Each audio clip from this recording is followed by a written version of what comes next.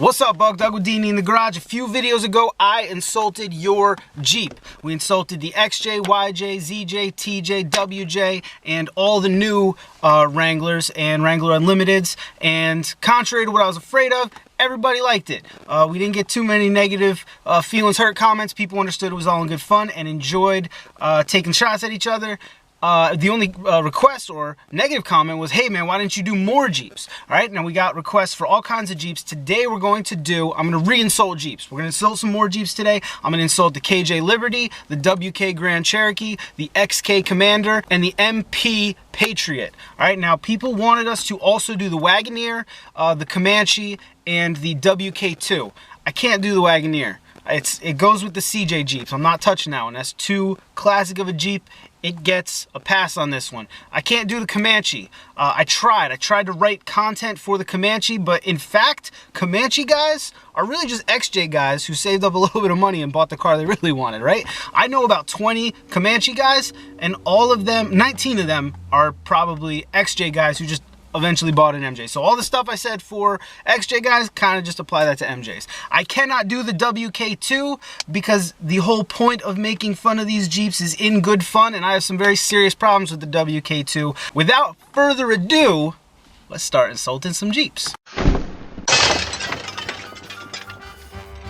The KJ Liberty, all right? How do KJ Liberty drivers see themselves and their Jeep? Well, they see their Jeep as a sporty, fun option, as totally capable of being able to hang with the ZJs and the WJs, be it on a trail somewhere, on the road, anywhere, as an overland vehicle. They see it as a Jeep, as a capable Jeep, as a good daily driver, and they are fiercely loyal. KJ Liberty owners get fiercely loyal to their vehicles. I don't know anyone who had a KJ Liberty and when it was spent, they didn't either get another one right away or they lament daily, man, I miss that Liberty. Seriously, that's how they see themselves. That's how they see and relate to their vehicle. Now, how does the world see them? At this point, I need to make a slight detour and explain one thing. In the United States, it's called the KJ Liberty. Overseas, it's called the KJ Cherokee. That's right. If you're not in the United States or North America, the Liberty is actually the continuation of the Cherokee line. To understand how the rest of the Jeep community sees them, you need to understand that because they will forever be known as the vehicle that killed the Cherokee. The XJ Cherokee, one of the arguably most beloved vehicles ever, and certainly on the Jeep line, was put out to pasture in favor of the KJ Liberty Cherokee, depending on where you are. That is how it goes down in history. All right, a lot of Jeeps get called lifted minivans. The Jeep world doesn't even see these as lifted minivans because they just don't look that good lifted. All right, literally, the Jeep world sees Liberties as worse than a lifted minivan. What demographic of people are buying Jeep KJ Liberties today? You got your country girls who the lease was up on their F-150 or something. They needed something a little cheaper, so they went to that. You got XJ guys who have been trying to put 1-tons in their XJ for the past 3 years. So while their Cherokee's up on blocks in the front yard, they go out and buy themselves a KJ Cherokee to get back and forth to work every day. And finally, anybody who's ever shopped for a vehicle at one of those side of a county road, very tiny, small dealerships, they have like 8 cars in their whole inventory. They got huge, colorful price signs all over the windshield. You cannot pass one of those without seeing a used Liberty. So if you shop there, you're probably going home in a used KJ. How do KJ guys spend their money? That is easy. Head on down to Walmart, get some Realtree camo seat covers. Head over to the internet, get yourself a smiley face spare tire cover. Finally, head over to Discount Tire Direct, get yourself some General Grabber AT2s in your stock tire size. A common phrase that you can associate with KJ Liberty owners is going to be something like this, and it always relates to an issue with their vehicle. So you'll be talking to a KJ guy about his Liberty, and he'll be like, hey man, you got a little bit of fender rust there. Hey man, your tires are pretty bald. Hey man, your lights are, you got a light out. And always something along the lines of, screw it, it's just a beater. It's just a beater. The most common thing that a KJ guy is doing is justifying the terrible state is that KJ's in because it's just a beater. WK Grand Cherokee. How do WK Grand Cherokee owners see themselves and their vehicle? First and foremost, not the WK2. Certainly not the WK2. As far away from the WK2 as you can get. They do not in any way associate their Grand Cherokee with what came next and pretty much shares a name with it. Additionally, they view the WK as a totally worthy third installment to the mighty Grand Cherokee line. They see it as a totally reasonable progression from the ZJ to the WJ to the WK. And they love their vehicles. They love them for how comfortable they are. They love them for how capable they can be in their eyes, and they love them for the options. The Hemi, man, gotta love a Hemi, and they never get tired of telling you about the friggin' Hemi. How does the world see the KJ Grand Cherokee? It's pretty hard to get over that front fascia. All right, if you are in a group of Jeepers and you reference the ugly Grand Cherokee, everyone in that room is gonna know you're talking about the WK. All right, that weird bubbled hood. They were trying to make it have round headlights, but without giving it round headlights, and it didn't work. They either had to go full on like Patriot and Renegade and give it round headlights, or you keep it with the Grand Cherokee block style. They tried to half it, and honestly, that's just how you see them. All right, they're grocery getters, and they're ugly, and they got the 3.7, so they're always gonna get you know what for that. What demographic of people are buying the WK Grand Cherokee today? Anybody who wanted a Range Rover or a Lexus RX, but just could not get their credit above 600 to make that happen, they eventually make their way to either a Ford Explorer or a WK Grand Cherokee.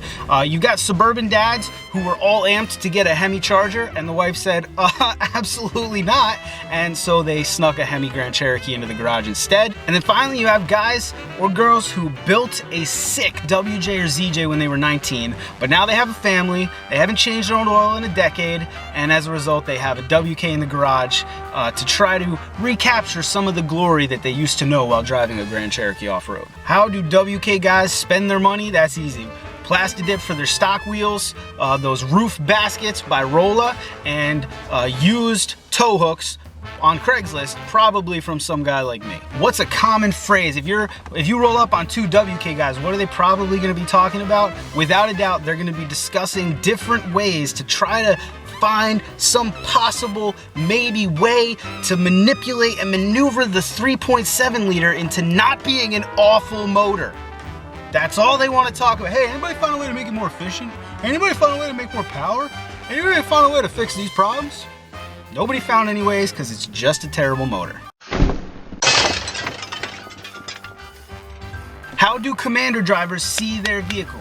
As a forgotten treasure, right? There's this feeling among Commander owners that their vehicle was completely underappreciated in its time. It has a ton of utility and a ton of options that you can only get. It got the Hemi, and it's fun and it's different and it's this crazy take on Jeep, and they all seem to think that someday everyone's gonna kind of wake up and realize that the Commander is such a cool vehicle. They're going to become valuable, and there's going to be a ton of Jeepers out there who are kind of bummed that they missed out on it the first time around. Now, how does the rest of the Jeeping world see the Commander? They see the Commander as the embodiment of all of the fails of the Daimler-Chrysler merger. They just took the Jeep brand and just tried to shoehorn it into this more mainstream, I don't even know what, and it didn't work. And just like Daimler Chrysler was a failure, the Commander was a failure. They see it as a waste of a good Hemi, all gimmick, no go. What is the demographic? Who's buying the XK Commander today? Without a doubt, the biggest segment is going to fathers with 3 kids, 2 dogs, and a boat to pull to the lake in the summer. You got your folks out there who bought the hype that it was going to be like a Jeep version of the Suburban. You got more people who couldn't get their credit high enough for the Range Rover or RX that they wanted, and you also have more people who thought that late model Hummers looked good. How are XK guys spending their money? That's easy. That big giant $1,200 ARB bumper, and that's it. Inside you got your plastic chrome trim pieces off of eBay, and then Hemi badges that they can sneak onto their stock 3.7. A common phrase that an XK driver is often heard yelling is, "Hey, quiet down back there. Stop, get off her. Stop that. Nope. If you don't stop, I'll turn this Jeep around and no one's going to the lake." The MK Patriot. How do MK Patriot drivers see themselves and their vehicle? They see it as more reliable than a KJ Liberty. better on gas than anything with a 4-liter. Small enough to drive in the city, but capable enough to drive in snow or off-road. The perfect commuter car for the 21st century urban adventurer. The perfect Jeep for somebody who isn't out there rock climbing, you know, on the weekends. How does the world see, or the rest of the Jeeping community see the MP Patriot? That thing was a Jeep? Are you sure? No, I think it was a Chevy HHR. There are 3 main demographics that are buying the MP Patriot today. You got young girls who first looked at a Subaru Crosstrek, middle-aged commuters who first looked at a Toyota RAV4, and recently retired boomers who first looked at a Hyundai Santa Fe. How are Patriot owners spending their money? Let's go relative to each demographic. Coexist stickers and paddle boards, heated seat covers, and cell phone stands that suction right onto the windshield, Pirelli Scorpion all-season tires, and those canvas covers that cover the windshield so that snow doesn't get on it. What is a common phrase that a Patriot owner can be heard saying, again, relative to each demographic? Where's the nearest beach? Where's the nearest cheap gas? Where's the nearest Denny's? Alrighty friends, there is a very good chance that I just insulted your Jeep. But before you go down in the comments and leave me some hateful, spiteful message, before you click that thumbs down, let's do the same thing we did last time and let's redeem each Jeep model. All right, I'm gonna say something nice about each Jeep model so that we can all leave here in a place of peace, feeling good about ourselves and our fellow Jeepers. The KJ Liberty. I actually already talked about the KJ Liberty when we were at the junkyard recently. When it first came out, it was abhorrent to me. I thought it was ugly. I hated the independent front suspension. I hated the fact that it replaced the XJ, but it's growing on me, all right? Those things have 242 transfer cases, Select Track. That's a real transfer case. Those things, some of them came with either a Dana 45 or a 35 or a Chrysler 8 1/4 in the rear. A Chrysler 8 1/4 and a 242 transfer case is the start of a real off-road vehicle. Maybe not a rock-crawling buggy, but you get that thing up in the air, get some reasonable tires on it, you can do something with it. I don't like independent front suspension. There's no way to redeem that, in my opinion. It does have the 3.7, which is a terrible motor, but I know a ton of those things that are literally going to 280,000 miles. That's 4-liter numbers. They are a really underappreciated vehicle. All right, they're small and they're a little more efficient than the Grand Cherokees and the Cherokees that came before them, but they are still capable and they are a really good vehicle if you want to be able to daily drive something that's reliable and moderately efficient. They're not efficient by 2019 standards, but for early 2000 standards, considering you can get one on Craigslist for $1,500 and it's going to be reasonable. I was actually looking for one. When I bought this Cherokee, I was trying to find a 5-speed Liberty. And I was finding like pristine examples with 120,000 miles for like $3,000. With a 5-speed, you know, that's pretty cool, right? And the fact that it comes with a 5-speed, right? Like that's how we measure vehicles a lot of the times. Like what are the features you can get with it? The numbers are there, right? Solid axle in the rear and a legitimate one, right? Not a weak one, right? A real transfer case, not electronic or anything. An MP 242 Select Track, real Select Track, same thing that's in all the Grand Cherokees or the Grand Cherokees before that. All right, you can get a 5-speed with it. It's got a big V6 that there's not a lot you can do to it, but at least it's serviceable. It works. You know what I mean? And the looks, in my opinion, it's mellowing. It really is. When it came out, I hated the way they look. I kind of like the way they look now. When you compare them to what we have today, it's kind of fun and interesting, right? They have round headlights. They got the spare tire on the back, which I've always been a fan of because if you have a tire that's inside the vehicle, when you go to bigger tires, there's a very good chance your spare is not going to fit anymore. That's a huge problem with especially WJs. I know like XJs and ZJs, that's why you see them on the roof. That's not a problem with KJs. We need to be mellowing on them. The thing that is so difficult for me to accept about newer Jeeps is the way I got into Jeeps was through used Jeeps, all right? That's how most of you did. I know because we talk, right? You guys are driving 20-year-old Jeeps just like me. I want my daughter to be able to have the same opportunities in 15, 20 years. So that means I have to be looking at what is going to be available to her that's within that same range. And, you know, like, is she going to be buying a used WK2 and off-roading it? And there's nothing wrong with the WK2. I do have some problems with it, but the KJ continues that line a little further. They made the KJ to what, 07? So up to 07, there's a used Jeep out there that can be bought cheap, modified a little bit, and hit with trails with. Solid rear axle, good to go. The KJ deserves a little more respect. The WK. The WK Grand Cherokee is another, it was a hard pill to swallow. It was the first Grand Cherokee without a solid front axle. A lot of them came, I mean, you either got the Hemi, which is awesome, and then you might have gotten an iron Dana 44 in the rear, which is really awesome, but you have independent front suspension. Everything is softer, right? Even the upgraded editions, the Overland editions, the limited editions aren't quite as capable as the WJ. If you get an Overland WJ, stock, bone stock, you need to do very little to it to make it a serious vehicle. The special edition WKs weren't necessarily that diesel, so it was hard to accept them as real Jeeps. But the fact remains, they are another example of a Jeep you can get inexpensively. They have reasonable differentials in the rear. It's a solid rear axle at least, which is much easier to work on. And in my opinion, better off-road, but people will argue that. Because of the Hemi, the Hemi's got an iron Dana 44. The Grand Cherokees before the WK got a Dana 44A, and that means the center carrier is made of aluminum. Now it does have a bigger ring set, but the aluminum's just not as strong, and they spin bearings, and they bend, and they break off-road, so you have to do a lot more to them to make them capable. What the iron 44 and the Hemi means, you can buy a Laredo WK, really inexpensively too. They're going for about $2 grand, a reasonable example. Go to a junkyard, find a wrecked Hemi, pull the rear out, and now you have an iron Dana 44 that is bolt-in. That's awesome. That's huge. And they've really started making more accessories for them, and it's not super expensive or difficult to lift them. I don't like lifting independent front suspension because it's inherently more work and more difficult than lifting a solid front axle vehicle, but they're making kits now that make them more capable and more doable. Now, another thing about the WK, it's a lot bigger inside. I had at one point in our driveway, we had a WK and a WJ.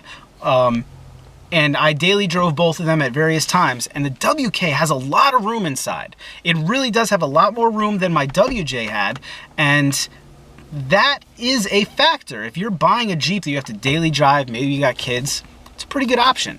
They're also innocuous, so they don't go for a lot of money. It's not like anybody's coveting these, so you can get one inexpensively. You can do a few inexpensive mods, and now you have a very reasonable daily driver that is also very capable. The WK deserves a little more respect. And the Hemi, I can't overstate the Hemi. It's got this huge, awesome V8, and the ones that came with the Hemi, if you can get your hands on one, they actually still go for a bit of money. I think you might still be looking around 10 grand in that range if you want to get a Hemi that's in good shape, but tons of towing capacity, tons of off-road capability, comfortable infotainment, all this stuff. WK deserves a little more respect. The XK Commander. I can't wait to talk about this one because I hated this. I thought it was a dumb vehicle. All right, it was big and stupid looking, and again, the base models had the awful 3.7, and then my wife moved in. She had a Mitsubishi Eclipse that had some problems, sold it. She wanted to get a Jeep because I was into Jeeps and she was getting into Jeeps. Wasn't sure what she wanted. Lo and behold, ends up with a 2008 XK Commander, base model, Laredo, 3.7, the whole thing. I don't care, man. She can drive whatever she wants. I didn't anticipate liking it. Fell in love with that vehicle. I am converted to, I believe that the XK Commander is totally underappreciated, and at some point people are going to realize and start snatching up good examples of them. Let's get into why. First of all, it is a fun vehicle. You're sitting really high up, it's pretty wide, it has a very strange windshield. The windshield is like almost perpendicular, like a freaking Wrangler, and it's way out there, so you feel like you're driving a friggin' dump truck. Really, when you sit in the driver's seat of the XK, even though it's based on a Grand Cherokee, it's basically the same, like parts are the same with the WK. everything is very similar, but they redid the interior. It's got that stadium seating so that the roof's higher in the back. You feel like you are in a friggin' bus, and it's awesome. After that, there's a ton of usable room in it. All right, it does have this third row. Now, I'll let you know, the third row, no full-grown adult is going to want to sit in the 6th and 7th seat. It's a 7-passenger vehicle. But it is there for emergencies, all right? There were a couple times we had to get a lot of people home from the airport. No, we were going to the airport.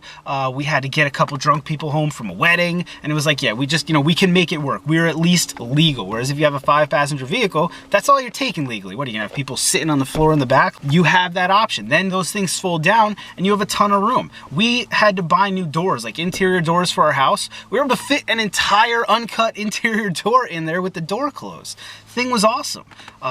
On top of that, if you do go outside of the Laredo model, which I desperately hope I can do the next time I have one, up to the Limited, maybe even get the Hemi, stay away from the 4.7. The 4.7 is not a great motor either. 3.7, they made it in 3 motors, the 3.7, 4.7, and 5.7. 3.7, I'm gonna do a whole video on why the 3.7 is awful. The 4.7, people like it, people don't like it. I don't really like it, but it's not the end of the world. The 5.7 though, that's where it's at, right? You get a 5.7 Hemi. These things, the Limited 5.7 Hemi ones came with these awesome skylights. I don't even want to call them moonroofs. There were 2 of them, and they were back over the rear 2 outside passenger seats. So cool. Infotainment centers available. I actually have a full infotainment center flip down screen for an XJ sitting in my garage, XK, that I never put in. I pulled from the junkyard. The point is this: people look at them as just weird and stupid and an unfortunate time in Jeep's history, and I'm telling you that is not the case at all. All right, no, not ever going to be super capable off-road, but still solid rear axle, still can get an iron Dana 44, still making lift kits for them. They make a good overlander. No one's making a rock crawling buggy out of an XK. You can get it up in the air, get some big tires, you got a cool overlander for sure. And if you want something that can go off-road, but is also big and fun and capable for the whole family, the XK is an excellent option. There's a ton of room. I mean, we've had like 4 full-grown adults and all 3 of our dogs, and nobody's uncomfortable. The XK is underrated, and the XK is gonna come back, and people are gonna realize that they kind of missed the boat, because they only made it for a few years. There's not a ton of them out there, but if you can find one, buy it. You won't regret it. The XK is underrated. Patriot. Let's move on to the MK Patriot. The Patriot is on a platform with the Dodge Caliber and the first generation Jeep Compass. It was the only one on that platform that got 4-wheel drive. Not off to a great start. That's a pretty embarrassing family to be in. But the MK Patriot is a Jeep that fits a previously unsatisfied market. The people who were buying the MK Patriot, if they didn't buy it, were probably going to buy a Toyota RAV4 or a Honda CR-V. Realistically, it's probably not getting into the hands of a ton of hardcore Jeepers. But you know what it is doing?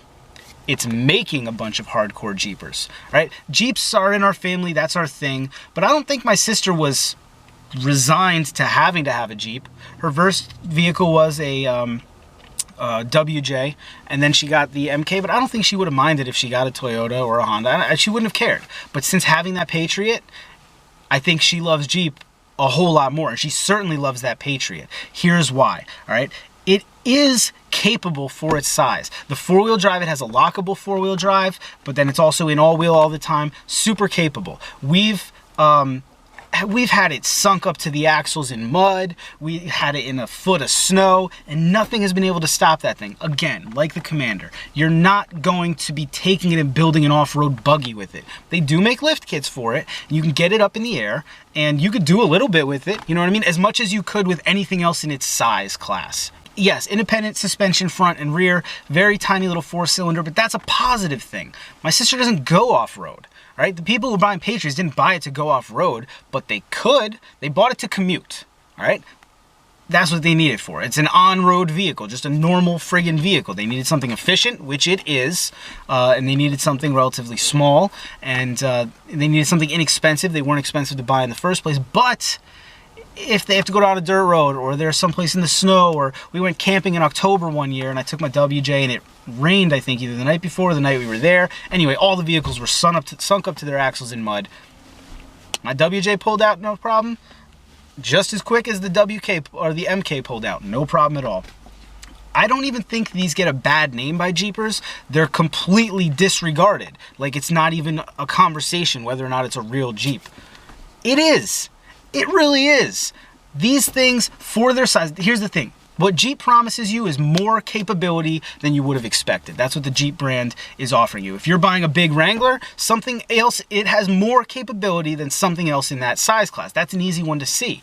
If you buy something small like a Patriot or a Compass or the Renegade, no, it's not on par with the rest of the Jeep brand, but you are getting more off-road capability than you would with a similarly sized vehicle. And for that reason, the Patriot is definitely underrated. And here's another thing. I've had her Patriot parked next to an XJ. They look so friggin' similar. It's a tinier version of the XJ outside with slight rounding of some corners and round headlights. Even the fenders, the way they bump out, it really is, the lines and the angles and the features of the Patriot are so much like the Cherokee. Now, had they called that vehicle the Cherokee instead of this new slant-eyed crazy thing, I think that the whole transition would have gone a lot better. The new Cherokee is a divisive vehicle. Had they called the Patriot the Cherokee, I don't think it would have been as bad. I don't. Give it a Trailhawk edition, never make that new thing that's a Cherokee. It would have still been around. The Patriot is a very cool looking car, and it's a very cool car to drive around in. I always call it the go-kart whenever I drive hers, and that's not a negative thing. It's tight, and it's small, and it's peppy, and it's fun to drive. It's fun like a friggin' go-kart, you know? I feel the same way about the Cherokees here. These things are actually a lot smaller than people realize, but the Patriot is an underrated vehicle. If you ever are looking for a commuter car, maybe not for you, maybe for your daughter or your son or someone else in the family, give the Patriot a look. They're not actually that expensive. My wife and I were looking at them before we bought her new Compass. And you can get a really nice, no rust, no problems, under 120,000 miles version of, you know, an earlier one, a 2008 or 10 for like $3 grand. Pretty good deal. Alrighty friends, that is it. I have insulted all the Jeeps. I have redeemed all the Jeeps. My job is done. I'm finished. Alright, by all means, leave me a comment down in the squawk boxes. Let me know what you think. If you have any of these vehicles, I'd love to know what your redeeming qualities are. Again, I hope I didn't hit any nerves. By all means, if you know somebody with these Jeeps or somebody in the first group, by the way, I'll leave a link to that up in the corner. Go ahead, send them the video. You know, it helps me out to get a couple more views on there, and I'd be interested to know what as many Jeepers as possible think of my assessment of the pros, cons, strengths, weaknesses of each of these Jeep models. Okay, so like I said, comment down there in the squawk boxes. If you like the video, like the video. If you dislike the video, dislike the video. I know some thumbs down are coming. We are a touchy people in 2019, so this whole thing is ill-advised, but you people asked for part 2, so here it is. All right, as always, thanks for watching. See you next time. What's up, Buck? We're not done yet. I am still plugging for my campaign for the charity event. The Polar Plunge is February 23rd, 2019. Myself and a bunch of people I know will be jumping in the Atlantic Ocean. Between now and February 23rd, when the event happens, I'm going to be adding this little blurb at the end of videos to see if there's anybody out there in the viewing audience who is in a position and is so inclined to help me raise funds for this Polar Plunge event. All the proceeds go to the Special Olympics in New Jersey. It's a great cause. There's a link down below where you can donate. $5, $10 goes a long way. Thank you guys for even entertaining the idea. There will be a video out after the Polar Plunge. As always, thanks for watching. See you next time.